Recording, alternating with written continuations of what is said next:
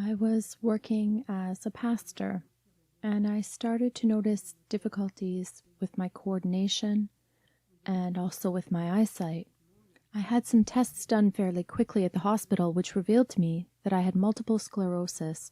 This illness affects the brain by breaking down the myelin, which protects the nerve fibers. This process cannot be reversed, and the handicap remains. But one can try to stabilize the degenerative process through medical treatment. I was a psychologist, or rather a pastor at this time, and had to retire so that I could take care of myself. A few weeks later, I learned there was a seminar for sick people, and so I went, with some difficulty, I should say, because my illness brings along with it serious fatigue, which affects one's brain and coordination of movement. I went, and there was a large gathering of sick people, perhaps 200 or 300 gathered together in the Cevennes region. With them was a prayer team who prayed on the final day. The seminar lasted 5 days, and during the final day of prayer for the sick, a young man came over towards me to pray for me. I saw him coming from a distance, looking at me. Although he did not know me, he came straight to me and placed his hands around my head.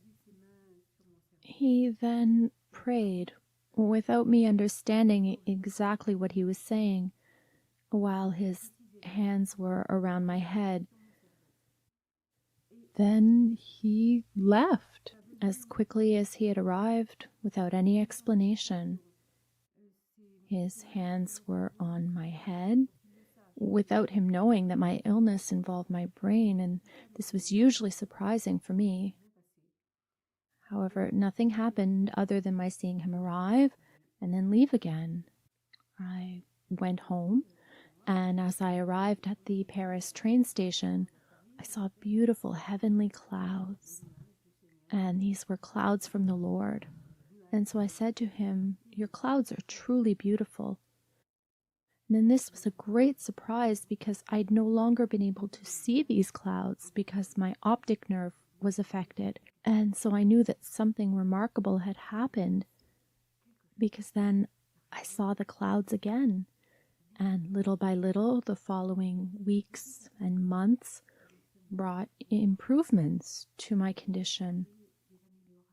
Little by little, I was less tired, and each step, which had been difficult with my left leg, became stronger, and eventually all the symptoms disappeared in a few months.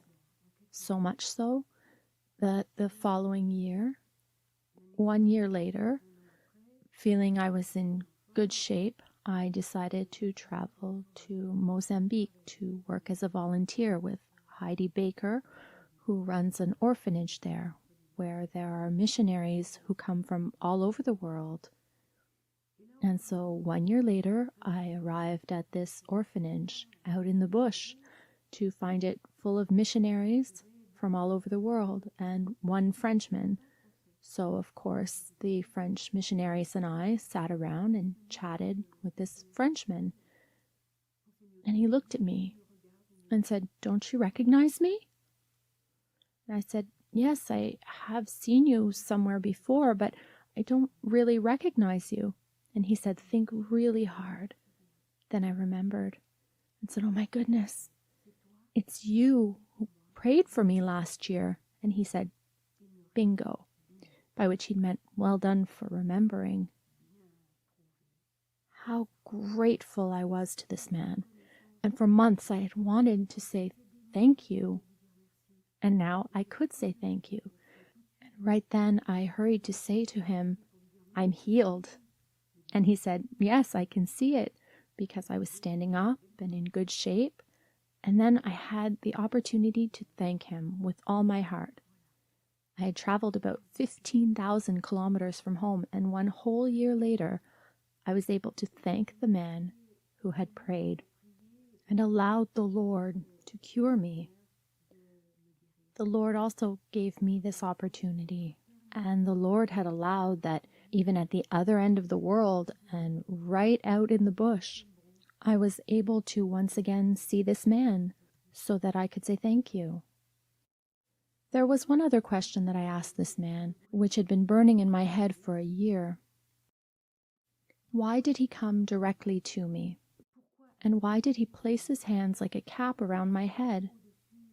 Because I could have had shoulder problems or a stomach illness or anything else, but he placed his hands around my head, and now I was able to ask him here in Mozambique whether it was by chance that he came toward me.